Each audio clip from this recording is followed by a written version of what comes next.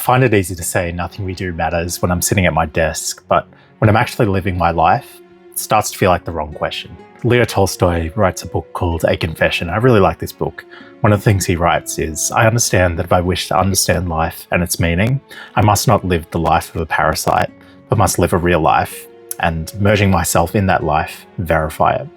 I think it's easy to look ahead at our short lives and think nothing we do matters. The universe is going to keep going for millions, billions, trillions of years. The thing that I think is worth thinking about, though, when we say nothing we do matters, is that it's often asked from a point of detachment and more of an observer and a spectator rather than an active participant in the world. But as Tolstoy alludes to, meaning has to be found through action rather than thought, or at least there's a middle ground there for the best place to be before we start to go to these criticisms. Even if the world ended in the next 10, 50, 100 years, I would argue it's still important to reduce suffering today or in that instance rather than just let it go.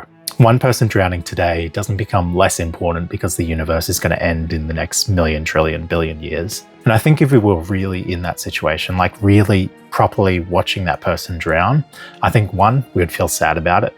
2, we would try to get them out. And 3, if it was to happen, then we want to prevent it from happening again. And I think that intuitive thought really shows that another person's suffering is not made meaningless because all lives end at some point. I think that's really clear in the case of someone with a terminal illness. We don't know their timeline. It could be a few hours, could be a few days, weeks, years. But regardless of that timeline, our goal is to try and reduce their suffering where we can, or at least be present if we can't do so. And I think that's why I really like Tolstoy's approach to this. We can read all the philosophy we want, we can do all the theory at the desk, but without stepping outside, it has no chance against nihilism. And if we can get past our thoughts and really engage in life wholeheartedly, the opportunities for meaningful action will arise. And if we're willing to take those, then I think that's a real antidote to these thoughts.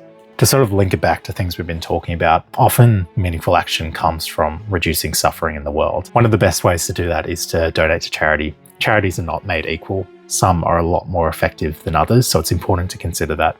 One of the most effective charities that the evidence tells us is the Against Malaria Foundation, who provide bed nets that are sort of covered with insecticide that reduce malaria transmission rates. GiveWell estimates that for every $5,500, we end up saving a life. So every $5,500 donated will genuinely save a life, according to their statistics. Because of that, we've been doing a weekly $120 donation to the Against Malaria Foundation, which will continue today.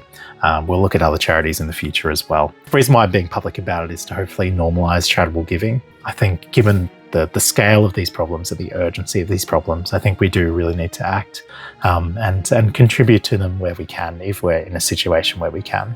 So that's done now. I'll see you in the next video.